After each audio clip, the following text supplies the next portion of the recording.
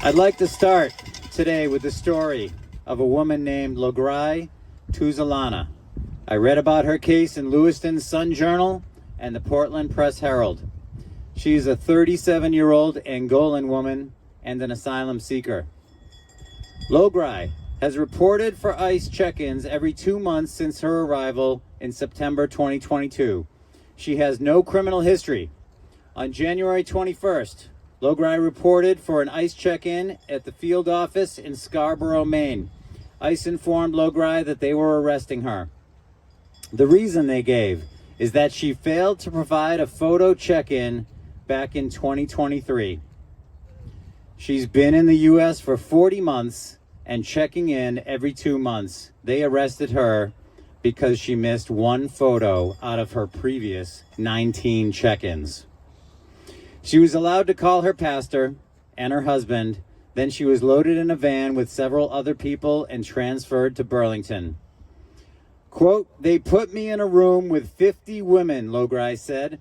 "Everyone was feeling bad, sick. Many people could not breathe properly. People were falling down because of the conditions. The food was like dog food." Lograi's attorney filed a habeas petition arguing her detention violated her Fifth Amendment rights to due process and that her detainment began without adequate procedural protections. Do you think Lograi's Fifth Amendment rights were violated? Yes.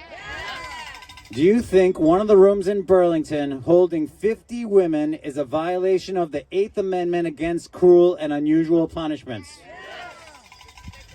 The ACA recommends a minimum of 25 square feet per inmate in cells or rooms.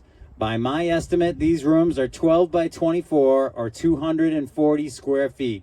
By the ACA rule, they should house 9 people maximum. On January 23rd, District Judge Sorokin ordered her release, including that immediate release means the petitioner shall be released before the end of business today, January 23rd, 2026. Also specifying that respondents shall not retaliate against the petitioner at a bond hearing or otherwise for filing this petition. That's where we are with this government. A judge orders that they can't retaliate against an immigrant who had the audacity to file a habeas petition challenging their illegal detention. Lograi said her previous trauma from Angola resurfaced as the guards shackled her, talked down to her, and swore at her. Quote, "Now I have difficulty sleeping. I have a headache all the time, and I can't go to work. They did not give me back my driver's license." She has not felt comfortable leaving the house since her release. Quote, "I don't feel safe at all. I'm not living my life. They arrested me unjustly and the treatment was very bad. When I came from my country, I came already traumatized, and in this country, I just experienced the trauma again." Lograi was arrested by ICE along with 205 other people from January 20th to 24th in what they called Operation Catch of the Day, saying that they targeted egregious criminal alien offenders. Sean Chatterjee at the New England Immigration Law said, "They're basically torturing people into signing their own deportation." Chatterjee had multiple clients who were detained in Burlington. One of his clients is a deaf man from Nicaragua. He attempted to communicate with ICE that he could only speak through Nicaraguan Sign Language. He was accused of lying and was transferred to Burlington, where his continued requests for an interpreter were ignored. In spite of a judge issuing a stay of removal or transfer, ICE violated the order and transferred him to the Wyatt Detention Facility in Rhode Island, where he continued to be accused of lying about his deafness, Chatterjee said. "What he went through as a person with a disability is just unconscionable." Massachusetts attorney Robin Nice who spoke to us at Justice for All 2 weeks ago, said she had 5 clients who were detained during the Maine operation. As of Tuesday, February 3rd, several had been there for 10 days. One of Nice's clients, a Lewiston man with no criminal record who does not speak English as a first language, is using a walker after a recent surgery and has been held without appropriate medical care. He was finally released on Monday, February 9th, after 2 weeks in Burlington. He was kept in a small room with, quote, just a door with a slit where guards would sometimes slide food through. Quote, ICE has told me that they want me to get his medical records and share those with him so they can figure out what medical care they need to provide, if any, Nice said. That is just insane to me because, frankly, release him is the solution there. Is an unsanitary holding room any place for someone who's undergone surgery recently? No. Do you agree with his attorney that it's just insane? Yes. Should anyone, let alone a recent surgery patient, be kept in Burlington for 14 days or even 10 days or even 1 day? No. Nice said that over 10 days she had just 25 minutes of contact with some of her clients, which she described as not meaningful access to counsel. I've taken phone calls when I'm putting my kids to bed, in the middle of dinner, when I'm in another court hearing.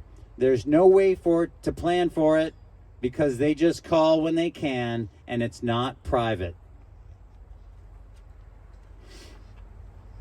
In a statement, an ICE spokesperson denied the allegations, saying, quote, the facility has an abundance of supplies, including food, assorted snacks, water, personal hygiene, and bedding materials. Detainees have access to a shower. In fact, ICE has higher detention standards than most U.S. prisons that hold actual U.S. citizens, the statement read. Note that the statement has no name attached to it. Lograi had the courage to allow her name to be printed in news. And yes, U.S. citizens may be held in U.S. prisons, but those citizens will have been convicted of a crime. If ICE is so confident that this facility is in compliance with the law, then why was Representative Catherine Clark denied entry here on Monday, February 9th? Do you think other Massachusetts members of Congress should follow up on her attempt? Yes! There's a call campaign, folks. We all need to call our representatives and demand that they do their job. I looked up ICE's statements on Operation Catch of the Day. They gave 4 examples with mugshots and names of, quote, the worst of the worst criminal illegal aliens who have terrorized communities. The 3rd example in that list is a woman named Elmira Correa, whom they describe as, quote, a criminal illegal alien from Angola, previously arrested for endangering the welfare of a child. Endangering the welfare of a child? I thought that was the GOP platform policy position. Elmira is 28 and has been in the U.S. for 8 years. She entered the U.S. legally on a student visa and is a resident of Lewiston, Maine. The most serious charge against her is a misdemeanor child endangerment offense related to an incident last May. Elmira's former partner and the father of the child said the incident was a lapse that could happen to any mother rather than a case of neglect. Their son, who could see several other children playing outside, walked out the front door and joined them. He was gone several hours, and a neighbor got concerned and called the police. The press release from ICE also said, under President Trump and Secretary Noem, we are no longer allowing criminal illegal aliens to terrorize American citizens. Well, Elmira's almost 5-year-old son, who is a U.S. citizen, will certainly be free from the terror of being able to play soccer, as he does, with the Maine Legends Academy in Lewiston, at least until his mother is freed from detention. The fourth mugshot in ICE's statement is that of Danny Lopez Cortez, who ICE describes as a, quote, criminal illegal alien from Guatemala convicted for operating under the influence of alcohol. Portland Mayor Mark Dion questioned whether operating under the influence conviction, a serious offense but one commonly seen in Maine, should rise to the level of ICE's worst of the worst public narrative. In reference to ICE's claims about the crimes their targets have committed, Governor Janet Mills said, quote, "Let's see the documents. If they have warrants, show the warrants. In America, we don't believe in secret arrests or secret police," Mills said. Do you agree with Governor Mills? Yes! Do we believe in secret arrests? No! Do we believe in secret police? No! Do we believe in illegal prisons? No!